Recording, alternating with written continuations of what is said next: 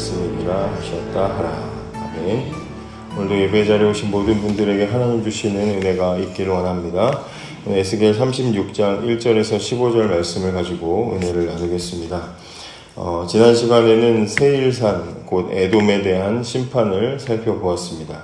에돔은 이스라엘이 폐허가 되었을 때 조롱했고 그 땅을 자기 땅으로 삼으려고 했는데 결국에는 자신이 영원히 황폐한 땅, 황폐한 산이 된다는 그런 하나님의 무서운 경고를 이제 받게 됩니다. 오늘 보시는 말씀은 정확히 그 반대의 그림을 보여줍니다. 그러니까 하나님께서 다시 에돔에 대한 저주를 언급하신 건 오늘 본문을 설명하시려고 이 앞에 강력한 심판의 이야기를 하신 것이라고 우리가 이해를 할 수가 있습니다.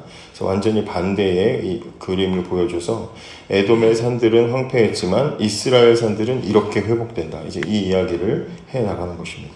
같은 산이라는 소재를 가지고 한쪽은 영원한 심판으로 다른 한쪽은 영원한 회복의 자리로 대비가 되는, 그래서 우리가 받는 그 하나님의 은혜와 회복의 은혜와 구원이 얼마나 큰지를 다시 우리가 새삼 느끼게 해주시는 것이죠.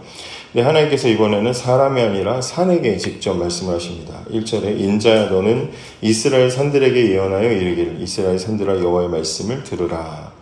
그리고 나서 이스라엘 산들이 그동안 당해왔던 조롱들을 쭉 언급하시면서 그것을 이제 인용을 하십니다. 2절부터 보시면 주 여호와께서 이같이 말씀하시기를 원수들이 내게 대하여 말하기를 아하 옛적 높은 곳이 우리의 기업이 되었도다 하였느니라. 그러므로 너는 예언하여 이르기를 주 여호와께서 이같이 말씀하시기를 그들이 너희를 황폐하게 하고 너희 사방을 삼켜 너희가 남은 이방인의 기업이 되게 하며 사람의 말거리와 백성의 비방거리가 되게 하였도다.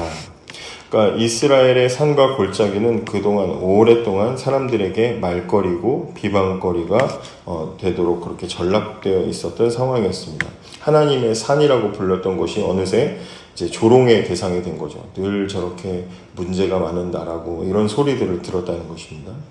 땅과 산이 스스로 말할 수가 없는 대상입니다. 근데 마치 하나님은 살아있는 존재들에게 말하는 것처럼 직접 이제 이렇게 말씀을 하시는 것이죠.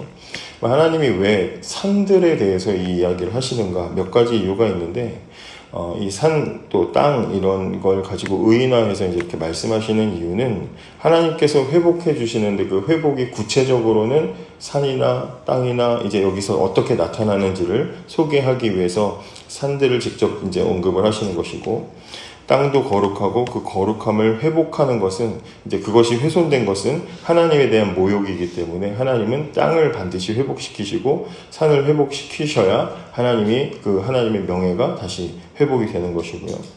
백성이 아니라 땅 전체가 다 회복이 필요하기 때문에 이제 하나님은 그들이 거주하는 모든 땅까지도 거룩하게 하시겠다. 그 산을 포함한 모든 땅을 다 이제 회복하시겠다는 것이고, 산과 물과 골짜기 모든 것이 다 하나님의 피조물인데 지금까지 이스라엘 때문에 그것이 타락되어 있었던 그것을 하나님은 다시 창조의 의도대로 다시 회복시켜야 된다라는 하나님의 뜻이 있기 때문에 지금 산에게 땅에게 하나님은 회복의 말씀을 주고 계시는 것입니다.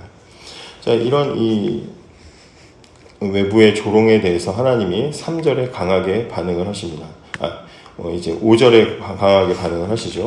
주 여호와께서 이같이 말씀하시기를 내가 진실로 내 맹렬한 질투로 남아있는 이방인과 에돔 온 땅을 쳐서 말하였노니 이는 그들이 심히 즐거워하는 마음과 멸시하는 심령으로 내 땅을 빼앗아 노략하여 자기 소유를 삼았다.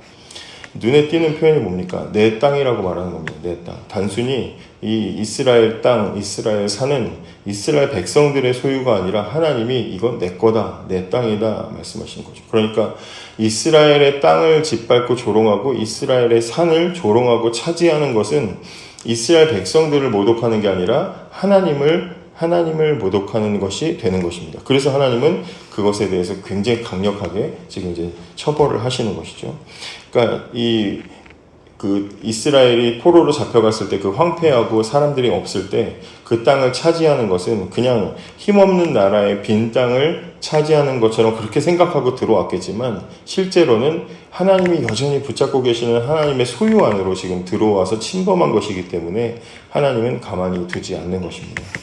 7절에 그러므로 주 여호와께서 이같이 말씀하시기를 내가 맹세하였은즉 너희 사방에 있는 이방인이 자신들의 수치를 반드시 당하리라. 무섭게 말씀하시죠. 조롱하던 자들이 이번에는 자신들의 수치를 반드시 당할 것이라고 하나님 말씀하십니다. 남의 불행을 즐겨보던 태도가 하나님의 맹렬한 질투 앞에서 가볍게 지나갈 수 없도록 하나님 하시겠다. 하나님이 분명하게 말씀을 하시죠. 그리고 이제 회복의 말씀이 8절에 선포가 되는데 그러나 너희 이스라엘 산들아 그러나 벌써 나오죠. 앞에서는 강력하게 심판을 선언하셨지만 이스라엘을 향해서는 그러나가 나옵니다.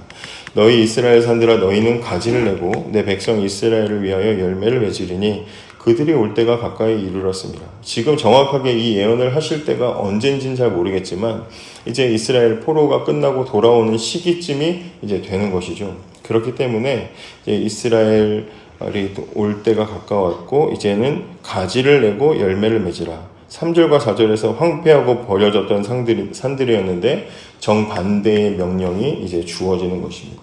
심판의 자리가 다시 회복의 자리로 하나님께서 많이 보여주시는 장면이죠. 계속해서 하나님은 심판의 자리를 회복의 자리로, 십자가도 그렇고 또 호세아서에서도 아골 골짜기가 소망의 문으로 바뀌고 하나님 계속해서 보여주시는 게 그겁니다. 완전히 우리의 모든 연약함과 죄악이 다 드러나는 곳에서 다시 은혜를 베풀어 주셔서 회복시키시는 하나님의 방식이 나타나는 것이죠. 10절과 11절에 보시면 내가 또 사람을 너희 위에 많게 하리니 이들은 이스라엘 족속이라 그들을 성읍들에 거주하게 하며 빈 땅에 건축하게 하리라. 내가 너희 위에 사람과 짐승을 많게 하되 그들의 수가 많고 번성하게 할 것이라. 너희 전 지위대로 사람이 거주하게 하여 너희를 처음보다 낮게 대우하리니. 이렇게 되어 있습니다. 회복에 대한 메시지가 쭉 있는데 거기서 눈에 띄는 게 뭡니까? 처음보다 더 낮게 하신다는 겁니다. 처음보다 낮게. 예전의 모습으로, 그러니까 단순한 복구가 아니라 그 이상의 은혜를 베풀어 주시겠다라고 합니다.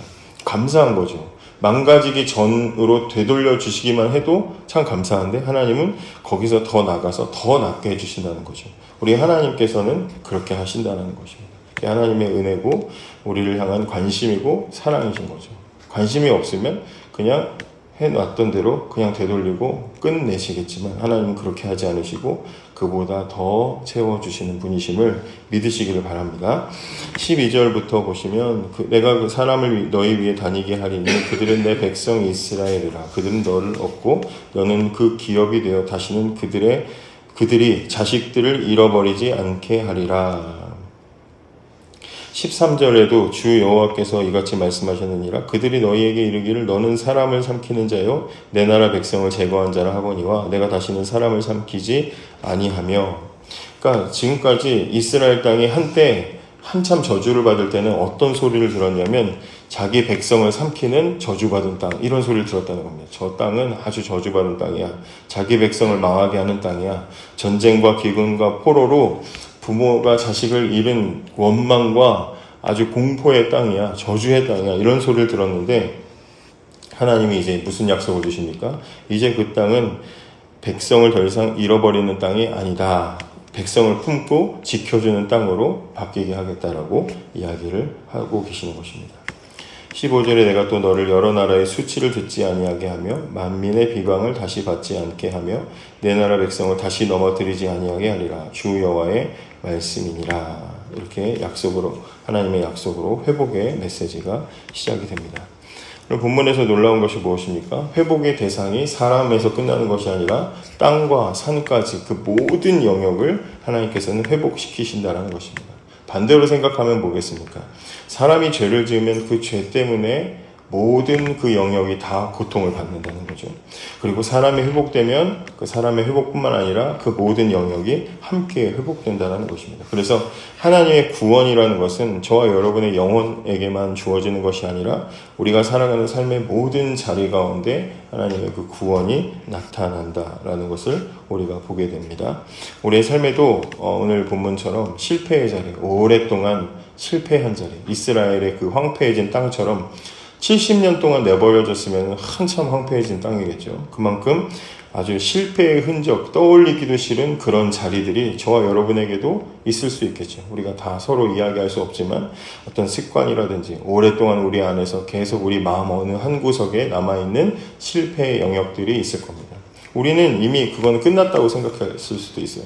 그건 생각하고 싶지 않아. 이럴 수 있습니다. 그죠? 내가 어떤 가지고 있는 어떤 관계든지 어떤 오랫동안 내가 돌아보지 않은 어떤 부분들. 그래서, 그거는 회복될 수 없어. 우리는 그렇게 혹시 단정 짓는 부분들이 있을 수 있습니다. 손댈 엄두가 안 나는 그런 부분들이 분명히 있을 수 있습니다. 그런데 하나님께서 오늘 무엇을 보여주십니까? 그런 자리라도 다시 가지를 내고 열매를 맺으라고 명령하시면 회복된다라고 약속을 하고 있는 것이죠.